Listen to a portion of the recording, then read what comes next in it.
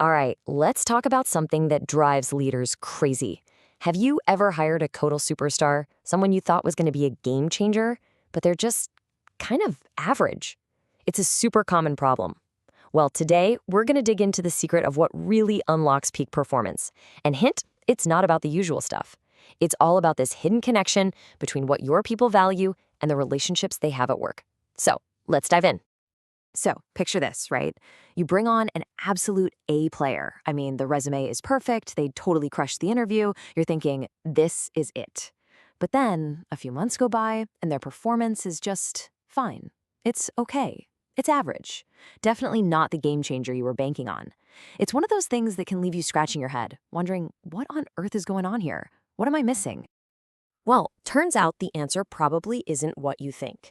It's not about more training, it's not about tighter deadlines. It's this really cool idea called value congruence. And honestly, getting your head around this is a total game changer for any leader. Why? Because it gets to the heart of the human stuff that all those performance spreadsheets just can't capture. Okay, so let's break this down. Okay, first up, you've got to understand that every single person on your team has what's called an employee value profile. You can think of it like their personal value fingerprint. It's totally unique to them. This is all the stuff they need from their job that goes way beyond the paycheck. Things like, do they crave autonomy? Do they need to be creative? Is job security the most important thing? Or maybe it's getting that public recognition. It's deeply personal, and it's different for absolutely everyone. Then, on the flip side, you have the organizational value provision. This is basically everything your company actually offers. And I'm not talking about the mission statement you have framed on the wall or the fancy words on the website. I mean the real day-to-day stuff, the actual culture, the quality of the relationships, the kind of work people are doing. It's the sum of all those value-laden experiences that happen every single day. And here's the big secret, the whole point. High performance? It happens when those two things click. When what an employee personally needs, their value profile, lines up with what the organization actually gives them. Bam. That's congruence. That's the fuel for incredible work. It isn't some kind of magic trick. It's just about making the perfect match. So you might be wondering, how does this value stuff actually get delivered? I mean, you can't just hand someone a box and say, here's your daily dose of autonomy, right? Of course not. It's way more human than that. The delivery system is relationships. This value we're talking about, it shows up in experiences. Think about it. It's that supportive chat you have with your manager when you're stuck. It's that feeling when the whole team celebrates a huge win together. Or it could just be a simple, hey, great job on that project. These are the value-laden moments, and they only work if they connect with what that person actually truly wants. Okay, so this is the chain reaction, step by step. Check this out. It all kicks off with solid relationships. That's the foundation. Those good relationships then create positive experiences, right? And those experiences are what deliver the specific value that an employee is looking for. And when that person feels valued, that is when you unlock their absolute best performance. It's a really clear, really powerful flow.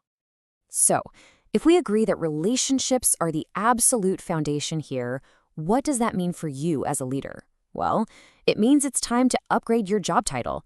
You're not just a manager of tasks anymore. You need to start thinking of yourself as a value architect. I love this quote from the Harvard Business Review. It completely reframes how we should think about leadership. Think about it. A manager, they organize things, they control processes. But an artist, they have a vision, they create something new, they influence people. And as a leader, your canvas isn't, well, it's not canvas and paint. Your medium is the network of human relationships on your team. So this is basically the job description for a value architect. First, you've got to learn to see your organization not as a chart, but as a living network of relationships. Then, your job is to be the one who actively builds and strengthens those connections. You also have to become an expert on the unique value topography of your team. That just means really understanding what makes each person tick. And finally, your biggest job is to make sure that what the company offers actually matches what your people truly need. Okay, so to be a great value architect, you're going to need the right tools.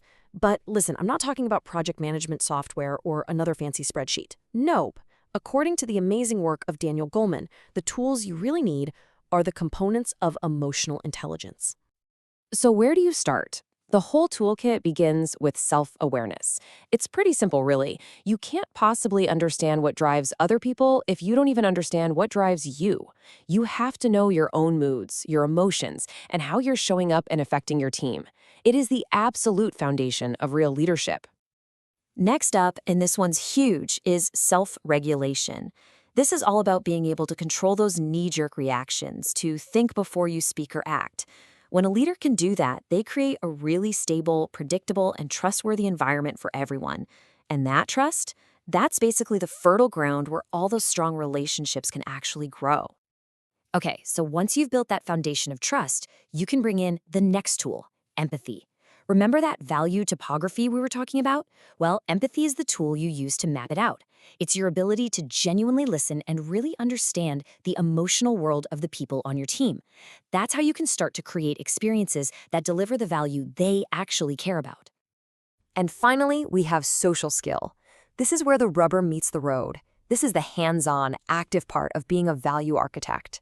It's your skill in actually managing those relationships, in bringing people together, finding common ground, and building that strong network that lets all this good value flow through the team. Which brings us to this really powerful way of thinking about the whole thing. At the end of the day, leadership isn't a science. There's no fixed formula you can just plug in. It's the art of creating value, especially in those messy, unstructured situations where the path isn't clear. It's about using your emotional intelligence to shape the relationships and craft the experiences that let your people shine. So I want to leave you with a really important question to think about. As a leader, take a hard look at how you spend your time and energy. Are you just managing tasks? Are you just checking boxes and moving things along? Or are you truly architecting value? Are you investing in understanding your people, in crafting relationships, and in building an environment where everyone can really, truly thrive? Because honestly, the answer to that question could change everything.